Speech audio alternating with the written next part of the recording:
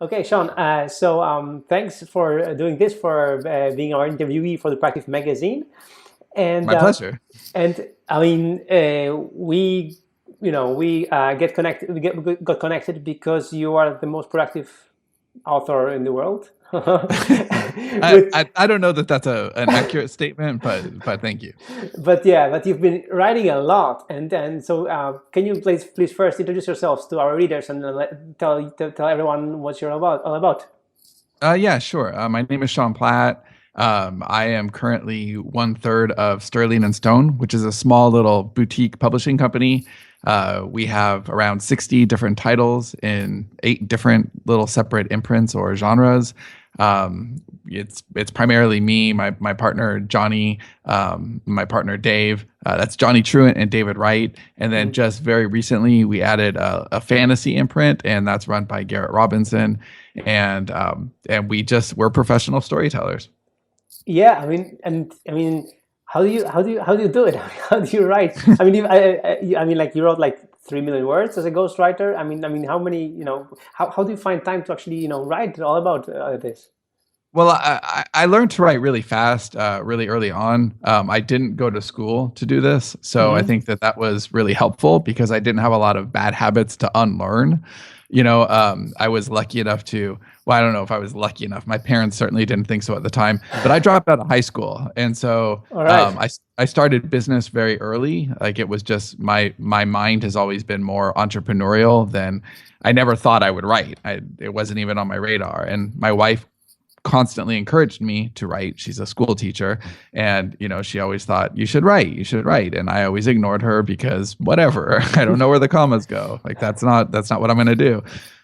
And then just a few years ago, I guess 7 years now. I guess it's actually not a few years anymore, but 7 years ago, I started writing, and I felt like it was very natural. I was enjoying it a lot.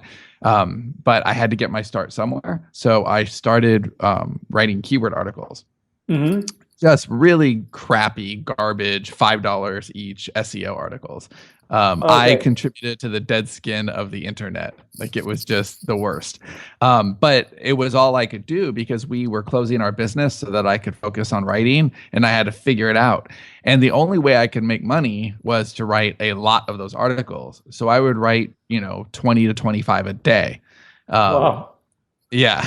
And that was, these were 500 or more words each. So that meant that on my leanest days, I would still write 10,000 words. And I just got really, really fast. And I built systems so that I could get really fast. I would make sure that, like, I would lay out all 20 articles at once, write the headlines, outline them all at once, and then just fill in the blanks. And I would get really fast at it.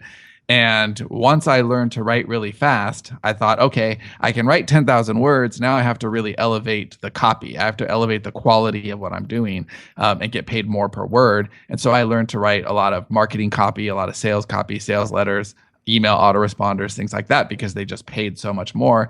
And I got really good at that. And then it was always my dream to write fiction and not sales copy. Although I will say that learning to write sales copy has helped me become a better fiction writer. Hmm. But once this was 2011. By this time, I'd done a few years of ghost writing. I ghost wrote everything, from wedding vows to sales letters to fiction books to memoirs. Like I did a lot of stuff.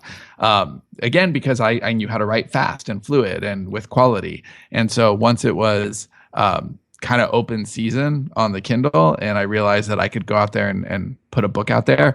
My partner at the time, Dave, this was before I was also writing with Johnny. We did a serial called Yesterday's Gone, Hmm. which it was the architecture of the series was a lot like a TV show, a very modern cable TV show.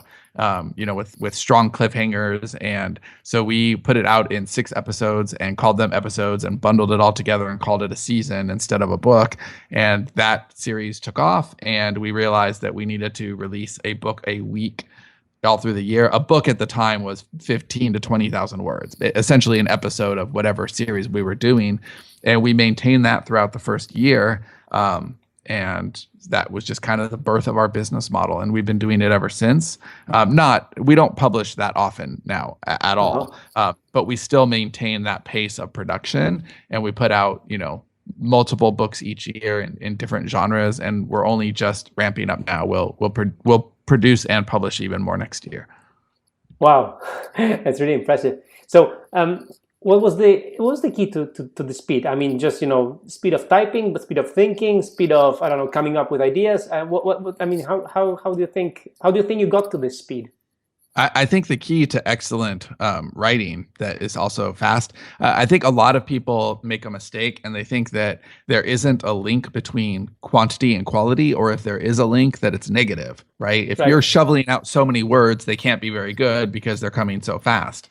And I don't think that's true at all. I think actually the faster, and I haven't just seen this in my own work, but in other authors that I work with, when I know they struggled through copy, it's usually a little bit messier. When I know they just wrote something really fast, it's usually very good. And that's because it comes from the flow state. It's Right. become, it's where this person is in their most natural thinking environment when they produce these words. And if you look at anything else, I mean, writing is just it's articulation on the page. And when you speak really fast, it's because you're excited about what you're saying and your ideas are really fluid. And writing is exactly the same. The faster you write, the closer you come to your most natural voice. But the problem is people don't learn that way. They learn to self-edit themselves as they go and question every sentence and really labor over the work. I think good writing requires two things: a lot of pre-writing and rewriting. So what that means is you have to be really prepared to sit down and write. I think writer's block comes from not being excited about what you're going to write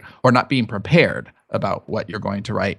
And, whether I'm writing something in nonfiction or something that's fiction, I'm very prepared when I come to the page. I know my characters, I know what's going to happen. So it's easy to write. Same thing with, my partner, Johnny, is the one I produce the most words with. He writes about 6,000 words every week. And these are high quality publishable fiction words. And I'm sorry, 6,000 words a day. Not a week. Yeah. 30,000 words a week. And Wow. these are really high quality publishable words. And that's because he's very prepared. It's my job in the company to make what we refer to as pre-production packages. So that comes with all the casting and all the locations and all the characters and all the story elements are there, so that when he starts writing, he just understands the story and the characters and everything else, and he can just sit down and write without figuring out what has to happen next. And then beyond that, the rewriting process is really important because you don't just write something and then it's good to go. That never, ever, ever happens. And I think that one of the things that impedes a lot of writers, both in the quality of their work and the speed at which they can produce it, is second guessing themselves constantly and worrying that something isn't good enough or that it has to be really perfect that first time. And you know what? 100% of first drafts are relatively crappy. You have to be willing to make something that sucks into something that's much, much better. And, our first three drafts, they go three drafts and then polish. So the first draft, you just say it. It doesn't matter, how well articulated that is. It's just saying it. It's getting it out of your head and onto the page. So you say it. Second draft is say what you mean. And third draft is say it well. And that's when you really start to find that voice and fine tune it. And then after that, you can sand it down, a few times. So at the very, very least, our stories get 6 times. They're an outline phase, a rough draft, an edit, a polish, a line edit, a copy edit, and then a beta read, like all the way through. So even though they're produced quickly, compared to authors that write 1 or 2 books a year, where our speed is much faster, but we have the systems that support that speed, and everything still has as much or not more quality checks as other stuff out there. Wow, that's really. I mean, I didn't think about it that way about writing, but I mean, it's basically the same when you're recording a video. when you record a video, you have to prepare location, everything else, the script, everything has to, and then when you record, it's easy because everything is there. But if you, Right, but if you made it up as you went along, no way. You no couldn't way, make up a video as you went along. exactly, You just have to be really prepared. A really good example for this is, do you know the filmmaker Robert Rodriguez? yeah, Okay, so he made his movie El Mariachi for $7,000, right? right, And no one knows how he did it. Like, how do you make a movie for $7,000? And there were many ways that he did it, but one was he was prepared. He did a lot of this in his head because he couldn't afford to actually buy reels of film, so he just used remainders. He just used the little strips at the end and cobbled them all together, and he could only afford enough to where he had to know what the shot was going to look like in his head ahead of time. So he had to, a lot of movies are, born in the editing room. They overshoot and they put the movie together. His wasn't. He was very prepared. He knew exactly what he was going to do. So he made the cheapest movie ever. And it did well. Like, it did well, and it got bought. And he made an entertaining movie very quickly for very little money because he was prepared to do exactly that. exactly, yeah. Especially what you say about the preparation phase. Exactly, the part, like as you say, when you sit in front of the computer, and then you know exactly what you have to write about.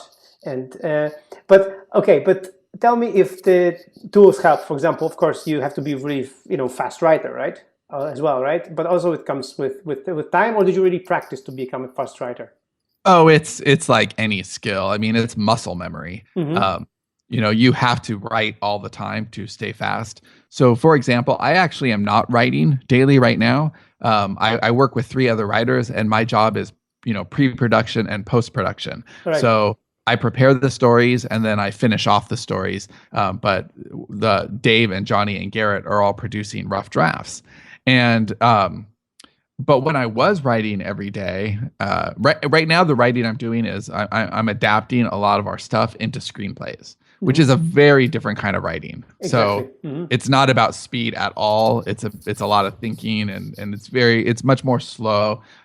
It's a little tedious, but when I was writing every day, the more I wrote every day, the faster I could get. So I can write about 2,500 words an hour in a good hour.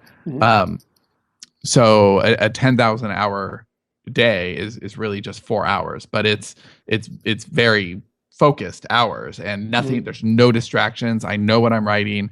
I'm in flow. I'll write for 30 minutes, take a couple of minutes where I just walk around, maybe get some water, and then sit right back down and hit it again. And in that time, I am very focused. I'm very prepared. And I did it. My longest stretch was writing every single day for 9 months, and I wrote every day, like no matter what. And I went from about, I want to say, 1,300 words an hour to about 2,500 words an hour. When I first started, to 9 months later, it was 2,500 words, and it was every hour. Like, I was just on fire every time I sat at the keyboard. But then I stopped writing every day, and it got much, much harder. Right now, I couldn't hit 2,500 words an hour if I tried. Like, you have to build up to it. It's just like, if you go to the gym constantly, there are certain things you can do. And then if you stop going to the gym for 6 months and you go again, your body is going to rebel. It's going to ache. Your muscles are going to scream at you. And I think that, there's so much truth to that. You have to, it really is like going to the gym. And so it's muscle memory. I could get back up to 2,500 words, but it would take a lot of conscientious effort on my part and daily practice. I really like what you also mentioned, the state of flow, as you said, because we are also running a productivity software. So I have programmers on our team, and I know how much flow is important to them, because when they start programming, they really have to be in this flow. So tell me, how do you get in a writer's flow? I mean, do you have any kind of, I don't know, ritual or any way that you could really that helps you really get focused? Blocking out the outside world. Email is the enemy. Don't respond to email. You really need to block out time. You need to train your brain. So if you are in the same spot, like, there are certain places I write, that my brain likes it there, and my brain likes to be in that spot and at that time of day. So for example, this interview is a very big exception. I am never ever not working at this time. Not that this isn't work, but like this is there's a big cost to doing this because this is my flow time, right? Oh. And so like I never do interviews before 3:00 Eastern is the earliest that I do anything. But there's a huge time difference between us. Thanks so much for that, for doing the exception. No, yeah, my pleasure. But like that is an important way of maintaining flow, because I'm not going to find my flow later today. Like when I write later today, it's already gone for the day. Like my most productive time is in the morning, and then later my children are home, and like I've got other things going on, and it's just much harder to achieve that. So I think a big part is the stuff I already talked about, like preparation. I think preparation is probably the most important thing. But other than that, it's knowing yourself. It's knowing your weaknesses.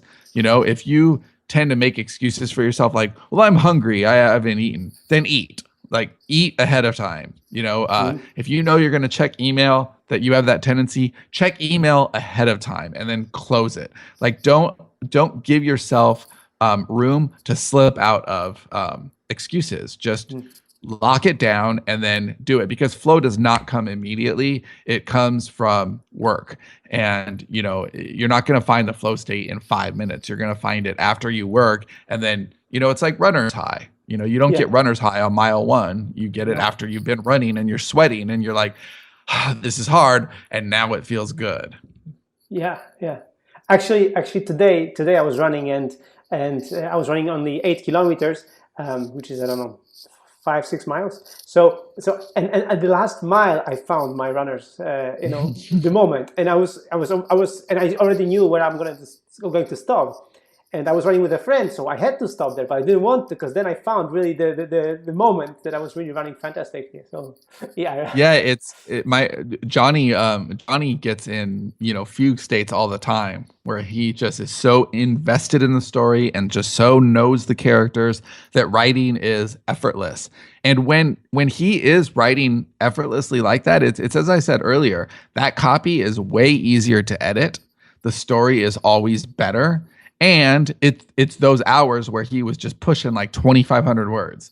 And it's very easy for critics of this system to say, well, that work can't be good because it came out so fast. And I just wholly reject that. I think that, you know, you could easily put our stories against stories that took 5, 6, 7 times longer. And time does not make a story better at all. It's not, you know, scotch. Exactly. So so there was this concept from Malcolm Gladwell that the 10,000 hours to be proficient. So I mean, you've banked already that limit. I have not banked 10,000 hours, but I'm close. I'm closer than most. I mean, this is what I do every single day. You know, I've been telling stories my whole life, but I've been telling stories professionally now for almost 4 years. You know, every day. This is my full-time job. And before the interview, we mentioned your book on self-publishing, and the one that I'm going to buy right after this interview. So by the time this interview actually ships, I will already have written your book. Read your book. I already have read the book. I hope you enjoy it. Yeah, so it's about, but this is not a non-fiction book about self-publishing, about writing. So can you tell me the difference? I mean, how you felt writing this book instead of doing fiction that you usually do? Oh yeah, that's a great question. I like writing nonfiction because I feel like it's really helpful, and I feel like you know, it really touched our audience, and you know, our podcast audience wanted us to write this book, which is why we wrote it. And we're actually writing the sequel right now. That book is called Write, Publish, Repeat, and we wrote it 2 years ago. And this year's book is called Iterate and Optimize, and it's basically the sequel. It's like, okay, well, we spent those first couple of years writing, publishing, and repeating, and now we spent a couple of years iterating and optimizing, and here's what we've learned in the business since. And it's good. I'm actually in the middle of the edit right now, and I'm very pleased with it. But it's not as fun writing fiction is much more fun. I write the nonfiction because I feel like it's really good for our audience, and we're leaders in the indie community, and we should share what we know. But yeah, telling stories is my favorite. I mean, even our nonfiction reads a lot like a story, because that's just our voice. But yeah, it's not the same as writing a sci-fi serial or something, which Right. just is, it's going to be more fun.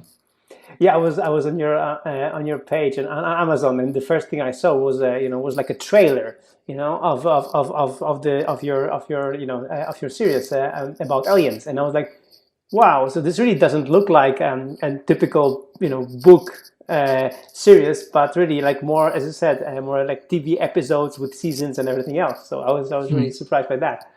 So I really like that approach. Sean, if so many people want to write a book. So if somebody comes to you and says, "I want to write a book," what do you tell them? Just get started. Stop. I think some people, I don't know, they glorify, they romanticize what the process is going to be like. They see, they see finishing a book as some sort of a finish line that will, validate their lives, and they'll all of a sudden, glory will rain from the sky. And it's nothing like that. Finishing a book, for me, finishing a book is another day at work, and I start on the next one. Mm-hmm. And, I think that I treat it like like I'm a craftsman, there's a workman-like quality to what I do. Yes, I love to tell stories, but I don't romanticize it. It is about sitting down and doing the work. And I think if somebody wants to write a book, they shouldn't sit and wait around for inspiration. They should make sure that inspiration shows up when they sit down at the keyboard, mm-hmm. And it's that giving yourself permission to suck and getting that first rough draft out and knowing that you can make it better later. I think it's very easy to have built-in excuses. I don't have enough time. I don't know what to write about. Well, if you don't have enough time, make time. Everyone can get up half an hour earlier. Everyone can watch a little less TV. There are things that you can cut out of your life, because the accurate statement is, I don't want to make time for writing, or I haven't made time for writing. It's not, I don't have time for writing, because everybody has 15 minutes a day. Like if that's all you can get, a couple hundred words, 15 minutes a day, that's still a book a year. Yeah. Like it's still a book a year. It's just making small things add up to big things. And if you don't know what to write, well, then figure it out. Like if you don't know what to write and you're not willing to figure it out, then you don't really want to write a book. You just want to have written one. And those are two different things. Yeah, totally. As you said, and also another thing is, I think what also you highlight in many of your writings in your podcast and everywhere else, that the fact that what you said, that you were very entrepreneurial, and that the writers should be entrepreneurial, that it's not only about writing the book, but it's actually about also selling the book, and about really finding an audience and everything else, right? Right. I think that's really important. And for me, I like to bake marketing into the way we behave, the way mm-hmm. our business operates. I don't think that marketing is, I think there's two phases of book creation. There's the part where you're the artist, and there's the part where you're the entrepreneur. And when you're just making your book, when you're creating this thing, that's part A. And part B is, now it's done, now it's a product, and now I'm going to sell it to the world. And Johnny articulates this really well in Write, Publish, Repeat. He said it's it's sequential. Like you can't think as an artist and an entrepreneur. You have to think as both. And when you're creating your art, that's when you're the artist. And when it's all done, you have to take your artist hat off and become something else, because now it's time to sell it. And you can't be too precious about it, because if you are, you're not going to find the right audience. Yeah, I remember. I read an interview with one of the authors who I think was Mr. Kiyosaki, I think, and he somebody asked him about advice for a writer, and he said get a sales course. Right. It's good advice. Yeah, and they said, why? I mean, you described me as best-selling author, not the best writing author. Yeah. Right. No, that there's a lot of truth to that, and especially the argument now is, should I be traditionally published or should I be indie? And I think that being an indie gives you a lot of control and a lot of power, and it's really awesome. I'm fiercely independent. Our company is fiercely independent, but I also understand that means that I have to think of my writing as a business, and if I don't, I'm going to fail, and that people who do know how to write are going to lap me. I mean, sorry, to people who do know how to sell and may not be as good writers, they're still going to lap me. Yeah, totally. So let's finish it up with your plans for next year, because you just said that you have really cool. I mean, can you share some things that you're going to launch in 2016? Oh yeah, we've just added a fantasy imprint, but indie publishers is where we are. It's not who we are. We've got very big designs on everything. Like, we want to make movies, we want to make video games eventually. Pretty much we want to do it all. And so this year we launched a podcast network this year, which is doing well. All of our shows have hit new and noteworthy. And there's 9 shows currently, and that's really awesome, and we'll expand that. We have a really, really big show debuting next year that's a game changer. I'm very, very excited about that. There's nothing like it, and it should do really well. And we have an app actually right now. At the time of this recording, we have a Kickstarter going on for an app called Story Shop, which is for how you develop. Basically, it will help you outline a story. And the way that, all the pre-production process that I've been talking about, I basically wanted an app that would make that easier for me. And so I said, what is the perfect app that I could possibly have? And there's a team of developers ready to go on it if it gets funded. And that app should be very, very, very big. There's nothing like it in the world. And if it funds and we make that app, that will be an extraordinary thing to develop next year.